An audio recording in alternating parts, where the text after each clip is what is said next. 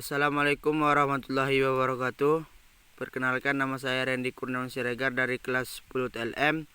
Saya di sini akan menjelaskan tentang tugas PJBL atau yang disebut dengan Project Based Learning. Yang pertama, PJBL Mulok. Soalnya, bagaimana langkah-langkah kerja dalam menggunakan atau mengoperasikan mikroskop lensa 10 kali, 40 kali, dan 100 kali? Jawab. 1. Biasanya lensa 100 kali ini digunakan untuk melihat bakteri. 2. Letaknya preparat di atas meja benda. Jepit preparat menggunakan penjepit benda. Untuk menggunakan lensa 100 kali, teteskan minyak emersi. 5. Aturlah diafragma dengan cara membuka sedikit pada posisi angka 100. 6. Lalu kondensernya diatur menggunakan revolver ke arah lensa sampai 100 kali. 7. Lalu paskan benda yang akan diamati dengan cahaya. 8. Lalu naikkan meja benda sampai mentok ke atas. 9.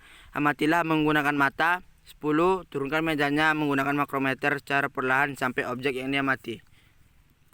Soal PJBL yang kedua, LDK. Soalnya, jelaskan bagian dan fungsi dari bagian-bagian terdapat pada mikroskop. 1. Lensa okuler.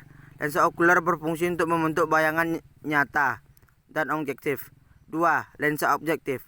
Fungsinya adalah memperbesar bayangan benda atau objek pengamatan dengan perbesaran 10 kali, 40 kali, atau 100 kali. 3. Reflektor. Fungsinya untuk memantulkan cahaya ke dalam diafragma. 4. Kondensor. Kondensor untuk mengumpan cahaya yang dipantulkan oleh cermin lalu memusatkannya pada objek. Cara menggunakannya diputar ke kanan atau ke kiri dan bisa juga dinaik turunkan. Yang kelima, tabung mikroskop. Tabung mikroskop atau tubus mikroskop untuk mengatur fokus dan menjadi penghubung antara lensa okuler dan lensa objektif mikroskop. Revolver.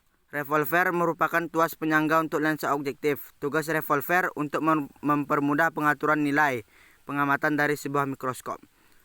Penjepit objek. Penjepit optik merupakan menahan kaca atau preparat agar mudah digerakkan saat proses pengamatan. Diafragma. Diafragma merupakan salah satu komponen di mikroskop yang terletak pada bagian bawah meja preparat yang bertugas menentukan jumlah cahaya yang masuk atau difokuskan ke sampel. Meja objek. Meja optik merupakan bidang kecil untuk meletakkan objek yang diamati. Selanjutnya, lengan mikroskop dan kaki mikroskop.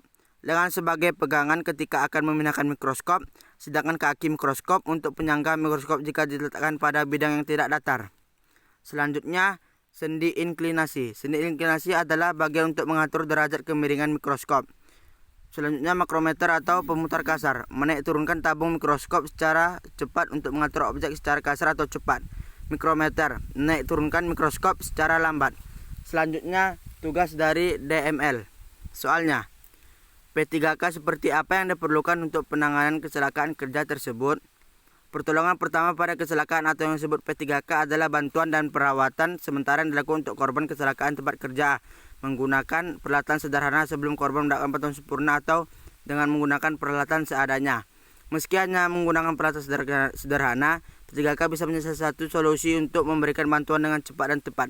Dan apabila kita terkena cairan zat reaksi kimia, kita harus segera menanganinya. Selanjutnya, tugas dari PJBL Anfis. Soalnya, jelaskan sistem pernapasan manusia dan gangguan terjadi pada sistem pernapasan ketika sering menghirup zat-zat kimia. Gangguan sistem pernapasan yang terkena kepada kita apabila kita sering menghirup zat-zat kimia ialah 1. Flu. Penyakit flu ialah disebabkan oleh virus dan mudah sekali menular. Flu itu seperti batuk, seperti sering ingusan. Kedua, faringitis. Keluhan utama pada penyakit ini adalah nyeri tenggorokan atau yang disebut radang tenggorokan. Ketiga, laringitis. Keempat, asma. Kelima, bronkitis. Keenam, emfisema. Ketujuh, pneumonia. Dan ke-8, kanker paru-paru.